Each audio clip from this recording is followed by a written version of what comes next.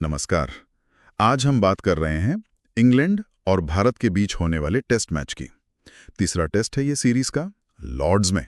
जी हाँ, 10 जुलाई से शुरू हो रहा है ये। और माहौल तो जबरदस्त बना हुआ है। बिल्कुल।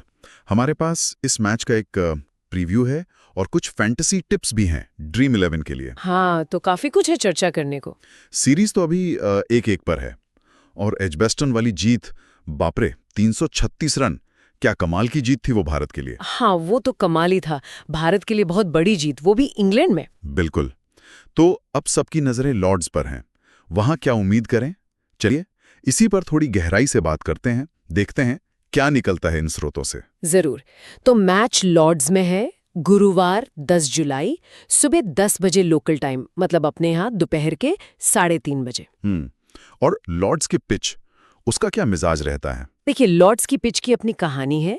शुरुआत में तेज गेंदबाजों को मदद मिलती है, सीम मूवमेंट, अच्छा। खास कर अगर थोड़े बादल हों।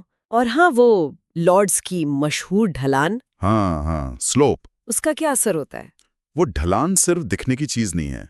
एक तरफ से गेंद अंदर की तरफ आती है तो एलबीडब्ल्यू बोल्ड का चांस बढ़ जाता है। अच्छा, ये तो दिलचस्प है। हाँ, लेकिन फिर धीरे धीरे पिच थोड़ी बेहतर होती जाती है बल्लेबाजी के लिए, और तीसरे दिन के बाद स्पिनर्स भी गेम में आ सकते हैं। लेकिन इस बार मौसम कैसा है? क्योंकि लॉर्ड्स में मौसम का बड़ा हाथ रहता है। हाँ बिल्कुल। अभी तक जो खबरें हैं उनके हिसाब से मौसम गर्म और सूखा रहने की उम्मीद है, मतलब शायद बारिश ना हो। ओह, तो शायद शुरुआत में उतनी ज्यादा स्विंग ना मिले। हाँ, कह सकते हैं। धूप खिली रही तो शायद स्विंग थोड़ी कम हो, पिच सपाट हो सकती है थोड़ी। हम्म। अच्छा, तो ये तो पिच और मौसम की बात हो गई। अब जरा टीम्स पर आते हैं। भारत की तरफ से कोई बड़ी खबर? भारत के लिए हाँ, सबसे बड़ी खबर तो जसप्रीत बुमराह की वापसी है। अरे वाह, ये तो बहुत बड़ी बात है। सही है। अच्छा, और इंग्लैंड, उनके खेमे में क्या चल रहा है? वो जोफ्रा आर्चर वाली बात। हाँ, वो इस मैच की शायद सबसे बड़ी स्टोरी लाइन बन सकती है। जोफ्रा आर्चर लगभग 4 साल बाद टेस्ट क्रिकेट में वापसी कर सकते हैं। 4 साल? अगर वो फिट होके खेलें तो फिर मतलब मैच का रुख बदल सकता है।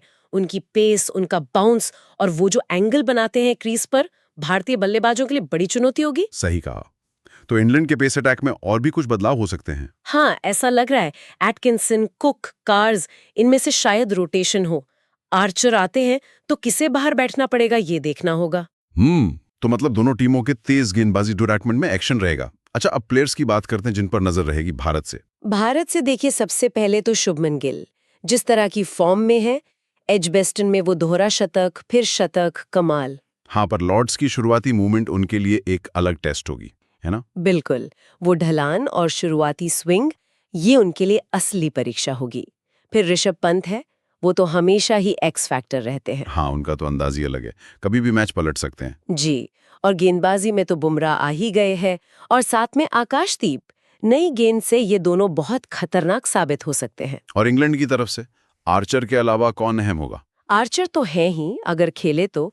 उनके अलावा बल्लेबाजी में जो रूट और हैरी ब्रूक, ये दोनों उनकी बैटिंग की रीढ़ हैं। हाँ, दोनों फॉर्म में भी हैं। बिल्कुल, और उनका लॉर्ड्स में अच्छा खेलना इंग्लैंड के लिए बहुत जरूरी होगा। उनका अनुभव बहुत काम आएगा। सही बात है। अच्छा, ये तो हुई मैच की बात, पर आजकल फैंटेसी क्रिकेट का भी बहुत क्रेज है, तो क्या हमारे श्रोतों में कुछ टिप्स हैं उसके लिए? हाँ, कुछ सुझाव तो हैं। जैसे कप्तान बनाने के लिए गिल या ब्रूक जैसे जो फॉर्म में चल रहे बल्लेबाज हैं, उनको देखा जा सकता है। और उप कप्तान? उप कप्तान के लिए जेमी स्मिथ या यशस्वी जायसवाल का नाम सुझाया गया है। मतलब थोड़े रिस्की लेकिन रिवॉर्डिंग पिक्स हो सकते हैं। और टीम बैलेंस के लिहाज से क्या रणनीति होनी चाहिए? देखिए, रणनीति यही कहती है कि शुरुआत में तेज गेंदबाजों पर फोकस करें। बुमराह तो हैं ही, और अगर आर्चर खेले तो वो भी जरूरी पिक होंगे। हाँ बिल्कुल। बल्लेबाजी में गिल, रूट, ब्रूक जैसे जो सेटल्ड प्लेयर्स हैं, उन्हें रखना चाहिए। और ऑलराउंडर्स जैसे बेन स्टोक्स या रविंद्र जडेजा, वो टीम को अच्छा संतुलन देते हैं। लेकिन सबसे सबसे जरूरी है कि टॉस का इंतजार करें। पिच कैसी खेल रही है, कौन पहले बैटिंग या बॉलिंग कर रहा है, और फाइनल प्लेइंग 11 क्या है। उसके बाद ही अपनी टीम फाइनल करें।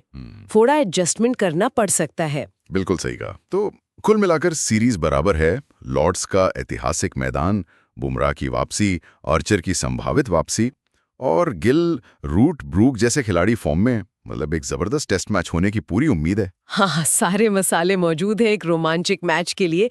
लेकिन आपने वो ढलान की बात की थी ना, हाँ, मुझे लगता है हम आंकड़ों और फॉर्म की तो बात करते हैं, पर वो जो लॉर्ड्स की ढलान है, उसका असर शायद सिर्फ गेंद के स्विंग होने या अंदर आने तक ही सीमित नहीं है। मतलब और क्या? मतलब वो फील्ड प्लेसमेंट को कैसे प्रभावित करती है। गेंदबाज किस एंगल से गेंद डालना पसंद करते हैं उस ढलान का फायदा उठाने के लिए, बल्लेबाज कैसे एडजस्ट करते हैं, शायद इसका असर आंकड़ों से ज्यादा गहरा और बारीक होता है। इस पर सोचना भी दिलचस्प है। हाँ, ये एक अच्छा पॉइंट है।